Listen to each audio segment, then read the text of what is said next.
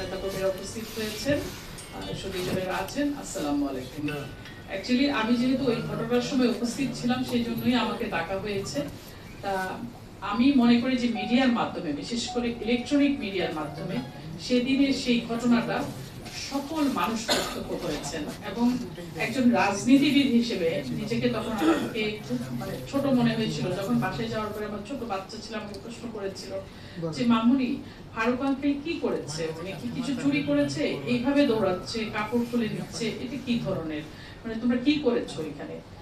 কিছুই করিনি, আমরা তো প্রতিবাদ করার জন্য এখানে মিছিল করতে দাঁড়িয়েছিলাম। সেখান থেকে তারা আমাদের উপরে চড়াও হয়েছে এবং আপনারা দেখেছেন সেদিন এসি বিপ্লব এবং হারুন তাদের মুখের ভাষা, প্রজাতন্ত্রের কর্মচারী একজন রাজনীতিবিদের সঙ্গে এই ধরনের আচরণ করতে পারে। আমরা জাস্ট হতভম্ব হয়ে গেছিলাম যে এটা কি সম্ভব, এটা কিভাবে সম্ভব।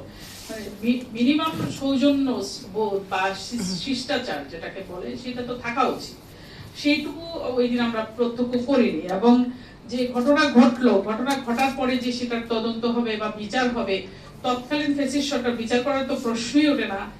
অন্তর্বর্তীকালীন সরকার চলে গেল, দীর্ঘ সময় আমাদের এই মুহূর্তে বাংলাদেশ জাতীয়তাবাদী দলের সরকার রাষ্ট্র পরিচালনার দায়িত্ব নিয়েছেন, রাষ্ট্র পরিচালনা করছেন, মানুষজনের সকল চাহিদা মোকাবেলা করার জন্য পদক্ষেপ নেওয়া হচ্ছে। কিন্তু এই যে একটা ন্যাক্কারজনক ঘটনা ঘটে গেল 5ই আগস্ট বা জুলাই অভ্যুত্থান যেটাই আপনি বলেন না কেন, সেটা তো একদিনে তৈরি হয়নি। 17 বছরের লড়াই সংগ্রাম, অসংখ্য মানুষ গুম হয়েছেন, খুন হয়েছেন, নির্যাতিত হয়েছেন, অত্যাচারিত হয়েছেন। এবং এই যে জুলাইয়ের এই ঘটনা, 6ই জুলাই, যেটা আমাদের সংসদ ভবন চত্বরে, সংসদ তো হচ্ছে এই বাংলাদেশের আমাদের যে জাতি রাষ্ট্রটি, এটির একটি সর্বোচ্চ প্রতিষ্ঠান জাতীয় সংসদ। সেই জাতীয় সংসদ ভবন চত্বরে একজন বিরোধী দলীয় চিফ হুইপ সহ মাননীয় সংসদ সদস্য যারা ওই সময় বিএনপি ছিলেন ওই মিছিলে, তাদের প্রত্যেকের সঙ্গে খারাপ ব্যবহার করা হয়েছে, গালিগালাজ করা হয়েছে এবং ফিজিক্যালি টর্চার করা হয়েছে। তো এই ঘটনার আমরা সুষ্ঠু তদন্ত দাবি করছি এবং এটার বিচার দাবি করছি। কারণ ওই সময়ে আমরা দেখেছি যে পুলিশের যারা দায়িত্ব ছিল, ইনক্লুডিং বেনজির থেকে শুরু করে, তাদের মুখের ভাষা আপনাদের খেয়াল আছে কিনা দেখবেন।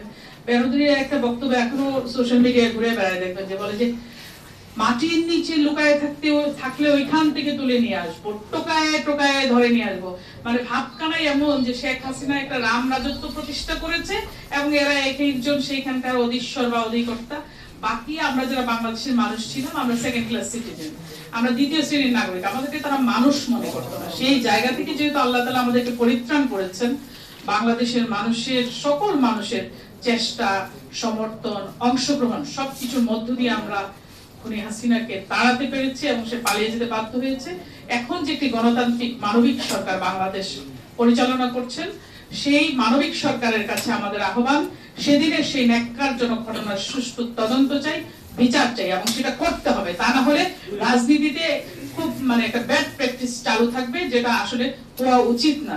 রাজনীতিবিদরা তো চুরি করতে যায় না, রাজনীতিবিদরা কার জন্য যায়? মানুষের জন্য যায়, দেশের জন্য যায়।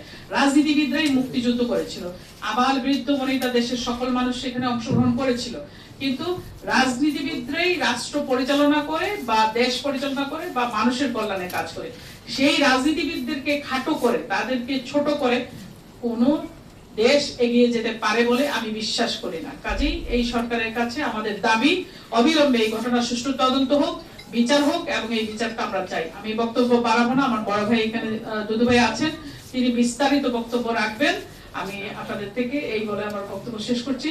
খোদা হাফেজ। বাংলাদেশ জিন্দাবাদ, বাংলাদেশ জাতীয়তাবাদী দল জিন্দাবাদ। শহীদ জিয়া অমর হোক, দেশ নেত্রী বেগম খালেদা জিয়া অমর হোক, তারুণ্যের প্রদীপ্ত অঙ্গার তারেক রহমান জিন্দাবাদ, জিন্দাবাদ। ধন্যবাদ।